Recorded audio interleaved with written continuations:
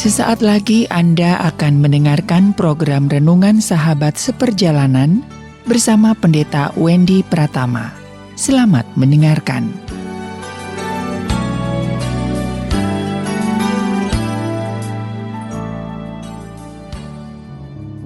Selamat berjumpa kembali dalam layanan audio Sahabat Seperjalanan. Hari ini adalah hari Senin 10 Mei 2021. Tema renungan dan saat teduh kita dengan judul Mengatasi Luka Kehidupan. Mengatasi luka kehidupan.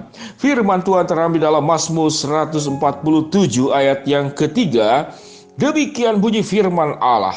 Ia menyembuhkan orang-orang yang patah hati dan membalut luka-luka mereka. Ia menyembuhkan orang-orang yang patah hati dan membalut luka-luka mereka. Ayat yang demikian luar biasa. Mari kita berdoa. Bapa yang di dalam surga, ya Tuhan, hamba mau berdoa untuk para sahabat seperjalanan di tengah-tengah kehidupan yang tidak sempurna, dikelilingi oleh orang-orang yang tidak sempurna, lalu diperhadapkan kepada situasi yang tidak ideal, sehingga kami berjalan hidup seringkali tertatih-tatih, harap-harap cemas apakah mendapat atau tidak. Namun di atas segalanya Tuhan yang sudah menjanjikan Ia menyembuhkan orang-orang yang patah hati dan membalut luka-luka mereka. Di dalam nama Tuhan Yesus kami berdoa, amin. Shalom sahabat seperjalanan yang dikasihi Tuhan. Mengatasi luka kehidupan. Mari kita berbicara tentang luka. Sebelum berbicara tentang luka kehidupan, kita akan belajar tentang apa itu luka secara fisik. Luka secara fisik tentu karena goresan, karena tusukan, karena benturan, itu adalah luka.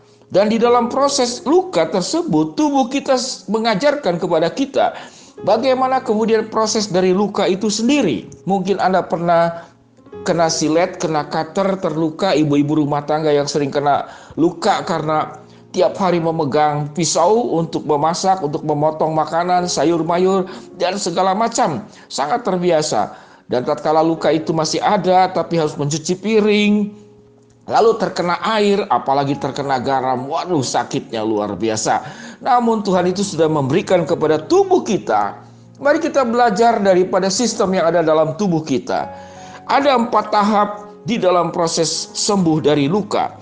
Tahap yang pertama adalah penghentian pendarahan atau yang disebut dengan hemostasis.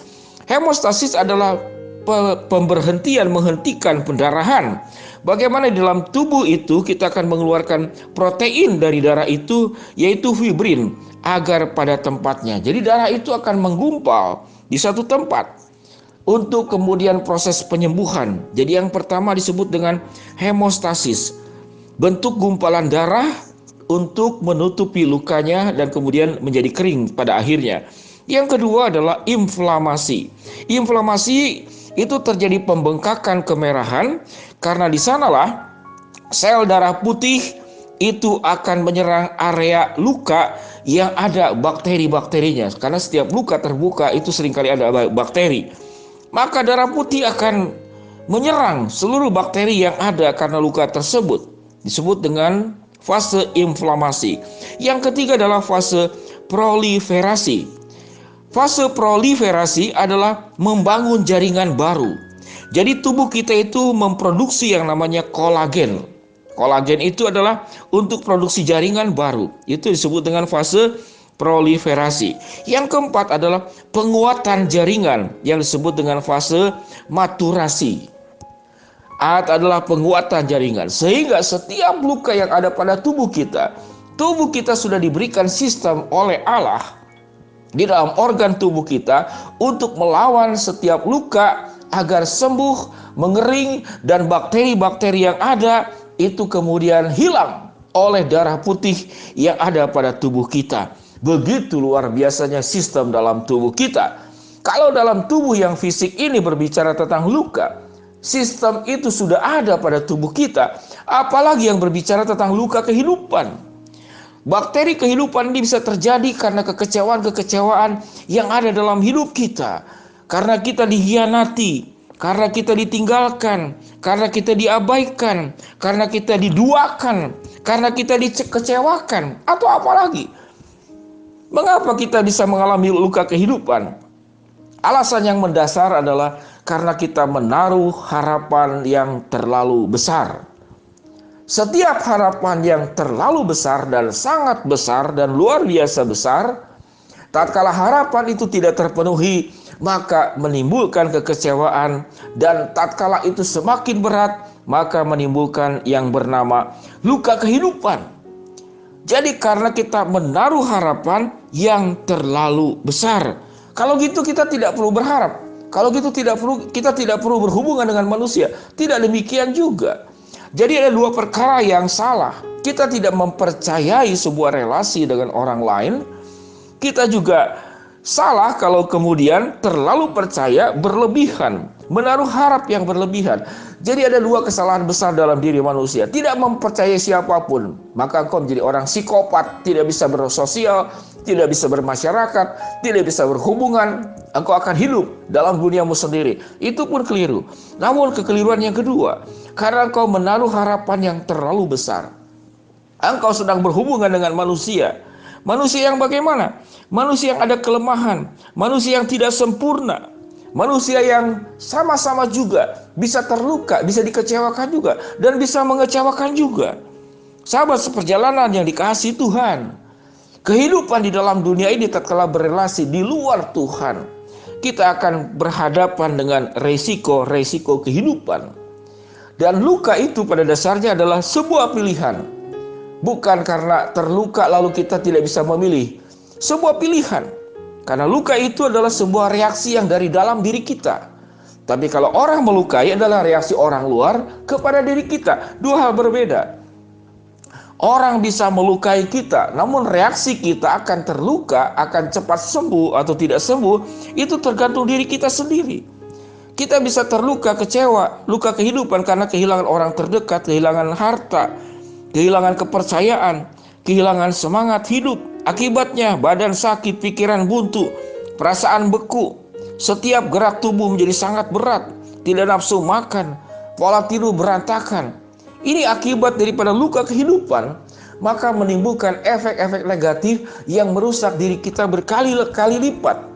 Kita dilukai saja sudah rugi, tapi kalau kita melukai diri sendiri, dengan sikap-sikap kita merawat luka itu tetap menganga, kita membuat hidup ini tetap berdarah-darah dalam kehidupan ini.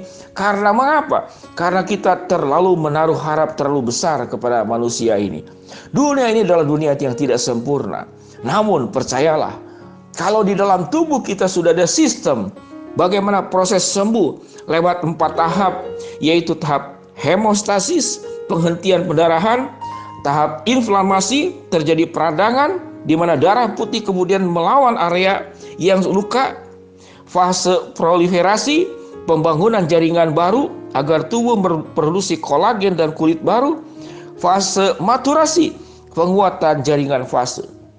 Tubuh kita sudah menyediakan di dalam rancangan Allah. Namun untuk luka kehidupan, Allah sudah menyediakan yang maha sempurna yang terdapat dalam Mazmur 147 ayat yang ketiga. Ia menyembuhkan orang-orang yang patah hati dan membalut luka-luka mereka. Kalau Allah yang bekerja, kalau Allah yang bergerak, kita akan sembuh total dari semua luka kehidupan. Apa luka kehidupan yang sedang kau alami? Oleh suamimu, oleh istrimu, oleh mertuamu, oleh rekan bisnismu, oleh situasi dan keadaan, oleh keadaan ekonomi, atau oleh anakmu, atau oleh siapapun.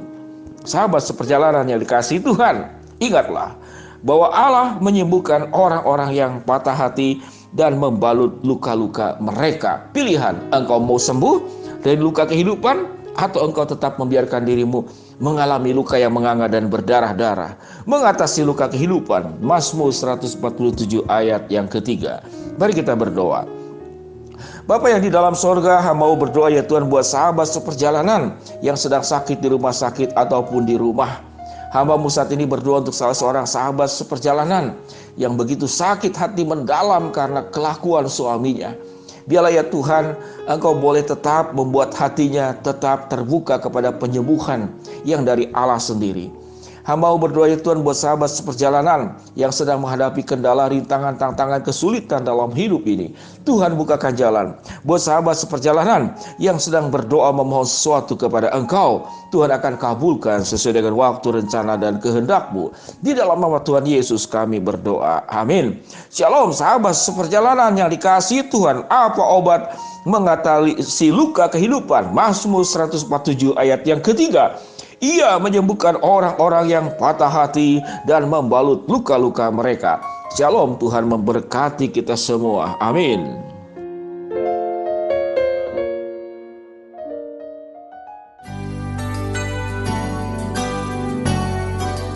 Anda baru saja mendengarkan program Renungan Sahabat Seperjalanan bersama Pendeta Wendy Pratama.